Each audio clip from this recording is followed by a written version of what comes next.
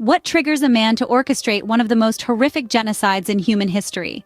This question leads us to the early life of Adolf Hitler. Born in a small Austrian town in 1889, Hitler's early life was marked by struggle and disappointment. His father, a stern and volatile man, had dreams of his son becoming a civil servant, while Hitler was more artistically inclined. Hitler moved to Vienna as a young man, where he developed many of his ideologies. He lived in poverty, painting postcards and advertisements, and his resentment towards those he perceived as more successful began to grow. During this time, Hitler developed a deep-rooted hatred for Jews, blaming them for many of society's ills. Fast forward to the end of World War I. Germany was in a state of disarray. The economy was in ruins, and the country was burdened with the heavy reparations imposed by the Treaty of Versailles. The German people were desperate, and it was in this climate of desperation that Hitler found his opportunity. Hitler's charismatic personality, combined with his ability to manipulate the emotions of the masses, won him followers. He presented himself as the strong leader that Germany needed to rise from the ashes. His speeches, filled with nationalistic fervor and promises of a better future, resonated with the German people. He blamed the Jews for Germany's downfall, further fueling anti-Semitic sentiments. In 1933, Hitler became Chancellor of Germany. The democratic institutions of the Weimar Republic crumbled, and Hitler's authoritarian regime took hold. His rise to power was facilitated not just by his own abilities, but also by the socio-economic conditions in post-war Germany. So what triggers a man to orchestrate one of the most horrific genocides in human history? The answer, as we see in Hitler's case, is a dangerous mix of personal resentment, charismatic leadership, manipulative rhetoric, and a nation's desperation for change. Hitler's rise to power was a dangerous mix of charisma, manipulation, and a nation's desperation. How does one man's ideology breed such deep-seated hatred towards an entire race? In the heart of Adolf Hitler's beliefs lay a malignant seed of anti-Semitism, a hatred for Jews that would lead to one of the most horrific genocides in history. The roots of this hatred can be traced back to various influences in Hitler's life, but it was in his manifesto, Mein Kampf, that Hitler laid bare his thoughts, beliefs, and intentions for all to see. Hitler was convinced of a global Jewish conspiracy, a belief that Jews were the puppeteers behind world events, manipulating them for their own gain. This conspiracy theory, although baseless, was a cornerstone of Hitler's anti-Semitic ideology. He believed that Jews were not just a religious group, but a race that was biologically different and inferior to the Aryan race, which he considered to be the superior race. This belief in racial purity was not unique to Hitler, but he took it to a chilling extreme. He saw Jews as a threat to the purity of the Aryan race and believed that removing this threat was essential for the survival and supremacy of his ideal race. Alongside these racial ideologies, Hitler used propaganda as a tool to spread his beliefs among the German public. He manipulated the media, controlled the narrative, and used fear and hatred as potent motivators. His speeches were inflammatory, filled with anti-Semitic rhetoric, and were broadcast across the nation, seeping into the consciousness of the German people. Mein Kampf, Hitler's autobiographical manifesto, played a significant role in disseminating his anti-Semitic beliefs. The book outlined his plans for the future of Germany, his hatred for Jews, and his belief in Aryan superiority. It became a bestseller in Germany, further cementing Hitler's ideologies in the minds of many Germans. Ideology is a powerful tool, and in Hitler's hands, it became a weapon of mass destruction. His ideology of hatred, propagated through speeches, propaganda, and Mein Kampf, led to the systematic persecution and murder of 6 million Jews during the Holocaust. When does the unthinkable become reality? A question that haunts our collective memory as we delve deeper into the chilling account of the Holocaust. Let's take a step back to the early 1930s, a time when Adolf Hitler began to mold Germany with his terrifying vision. He didn't start with outright violence against the Jews. Instead, he used the power of laws and propaganda to systematically marginalize them, to strip them of their rights, their dignity, and ultimately, their humanity. The Nuremberg Laws, enacted in 1935, were some of the earliest and most insidious of these measures. They essentially defined a Jew not by their faith, but by their ancestry. A stroke of a pen, and suddenly, thousands of people were labeled as non-Aryans, as outsiders in their own country. And the persecution didn't stop at just laws. Hitler used propaganda to further his cause, to instill hatred and fear in the hearts of the German people. Jews were depicted as enemies of the state, as the root cause of Germany's woes. This vilification was a crucial step in Hitler's plan, making it easier for the masses to accept and even participate in the atrocities that were to come. But when did this systematic persecution morph into outright genocide? The Night of Broken Glass, or Kristallnacht, in November of 1938, is often seen as the grim turning point. This was a state-sponsored pogrom against the Jews, where synagogues were burned, businesses were destroyed, and lives were brutally ended. This night of terror marked the beginning of the end, the start of the Holocaust. The Holocaust was not born out of chaos and war. It began in the halls of power, with laws and propaganda that slowly but surely turned a nation against a section of its own people. And it escalated to a point where the unthinkable became a horrifying reality. The Holocaust began not with guns and gas, but with laws and propaganda. A chilling reminder of the power of words and the danger of hatred left unchecked. Can humanity sink any lower? This question reverberates as we delve into the horrors of the concentration camps, where the inherent dignity of human life was systematically obliterated. In these camps, brutal conditions prevailed. Prisoners stripped of their identities were herded like cattle into overcrowded barracks, forced to endure harsh winters without proper clothing or heating. Hygiene was a distant memory, with rampant disease and malnutrition gnawing away at the health of the captives. Rations were scarce, amounting to little more than a piece of stale bread and watery soup, barely enough to sustain life. But the camps were not just about brutal living conditions. They were factories of death, designed with the chilling efficiency of an industrial revolution gone awry. They were the culmination of the perverse ideology we've explored, where extermination was not a consequence, but a goal. Mass exterminations took place regularly. Trains carrying hundreds, sometimes thousands of prisoners would arrive daily.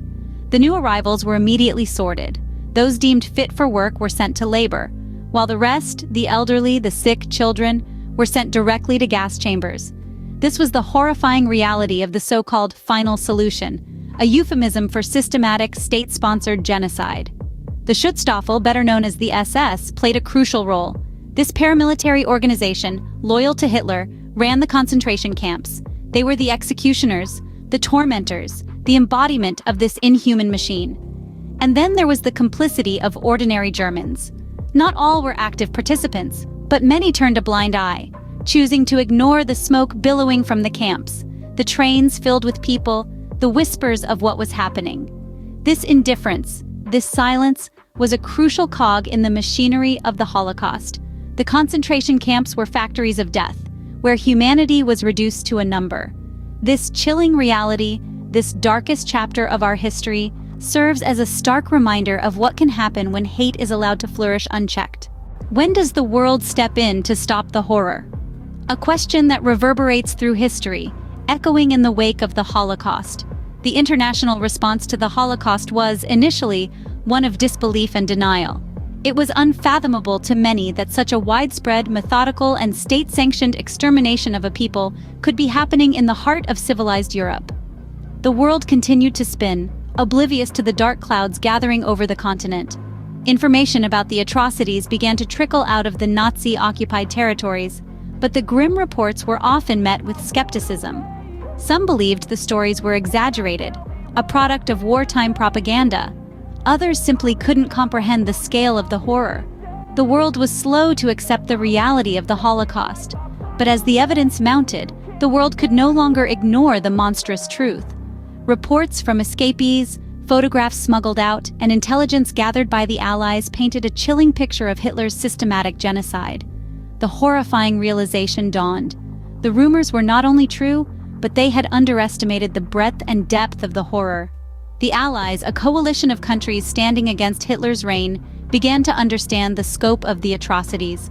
They were already engaged in a war to stop Hitler's territorial expansion, but the unfolding genocide added a new urgency to their mission. The fight was no longer just about land or power, it was about humanity itself. The Allies' role in ending the Holocaust cannot be overstated. Their military efforts gradually chipped away at the Nazi regime's stranglehold on Europe. Each victory brought them closer to the heart of the horror, to the concentration camps and the millions of innocent lives hanging in the balance. The world was slow to respond, but when it did, it was with a force that would topple Hitler's reign of terror. The Holocaust stands as a stark reminder of the depths of human cruelty, but also of the power of united action in the face of such evil. The world's response, though belated, ultimately helped bring an end to one of history's darkest chapters. How does one of the darkest chapters in human history come to an end? The fall of the Nazi regime was not a sudden incident, but a gradual process, marked by significant turning points. By the end of 1944, Allied forces were closing in. The tide of World War II was turning. As the Allies advanced, they began to encounter and liberate concentration camps. The scenes they found were beyond comprehension, a stark testament to the unspeakable horrors that had unfolded within these camps. The liberation of these camps marked the beginning of the end. The Nazi regime, once seemingly invincible, was crumbling. The world was witnessing firsthand the depths of its atrocities. The images of survivors, emaciated and terrified, left an indelible mark on the global consciousness. In the aftermath of the Holocaust, the world grappled with the enormity of what had transpired. The Nuremberg trials, held between 1945 and 1946, were a crucial part of this process. High-ranking Nazi officials were put on trial for crimes against humanity. These trials were a watershed moment, establishing a precedent for international justice. Meanwhile, the plight of the Jewish survivors was far from over. Displaced and traumatized, they faced the daunting task of rebuilding their lives. Here, the establishment of Israel in 1948 offered a glimmer of hope. For many, it provided a sanctuary, a place to begin anew. Yet, the creation of Israel was wrapped in controversy, sparking conflicts that persist to this day. The end of the Holocaust was not a neat conclusion, but rather the beginning of a long and painful healing process. It serves as a stark reminder of the human capacity for cruelty, yet also for resilience and redemption. The Holocaust ended, but its scars remain, a haunting reminder of the depths to which humanity can sink. What can we learn from this dark chapter in human history?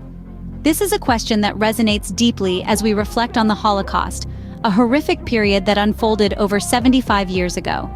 We started our journey with the rise of Adolf Hitler, a man who, driven by a twisted ideology, led one of the most devastating genocides in history. His rise to power was marked by a systematic manipulation of public sentiment, exploiting the economic and political turmoil of post-World War I Germany. We then delved into the ideology of hatred that Hitler espoused, a toxic brew of anti-Semitism, Aryan supremacy, and racial purity. This ideology, embodied in the Nazi Party, propagated a dehumanizing narrative against the Jewish community, setting the stage for the atrocities that were to follow. As we moved into the Holocaust's beginning, we saw how Hitler's regime methodically stripped the Jews of their rights, their dignity, and their humanity. The Night of Broken Glass, or Kristallnacht, marked a significant escalation in Nazi Germany's campaign against Jews. It was followed by the implementation of the Final Solution, a plan orchestrated to annihilate the entire Jewish population. Our exploration of the concentration camps revealed the depth of the horrors endured by the victims. Millions of Jews were transported to these camps where they faced starvation, brutal forced labor, and systematic extermination. Auschwitz, Treblinka, Sobibor. These names have become synonymous with the unspeakable atrocities committed during the Holocaust. We then examined the world's response. The international community's initial silence and later intervention raises profound questions about global responsibility and the importance of timely action in the face of human rights abuses. It took the end of World War II to finally bring an end to the Holocaust, but not before 6 million Jews had been murdered. So what lessons does this dark chapter hold for us today? The Holocaust serves as a grim reminder of the destructive power of hatred and prejudice.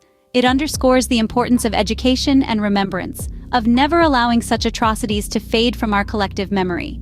Yet the Holocaust also stands as a testament to the resilience of the human spirit. Despite the unimaginable horrors they faced, many survivors found the strength to rebuild their lives, their stories serving as powerful reminders of our capacity for resilience and recovery. In the face of rising anti-Semitism and xenophobia in our world today, the lessons of the Holocaust are more relevant than ever. They call on us to challenge hatred and bigotry in all its forms, to stand up for justice, and to strive for a world where such atrocities are consigned to the pages of history. As we conclude, let's remember that every individual has a role to play in shaping a compassionate, inclusive, and just society. The Holocaust stands as a stark reminder of the destructive power of hatred and the importance of standing up against injustice, no matter where it occurs.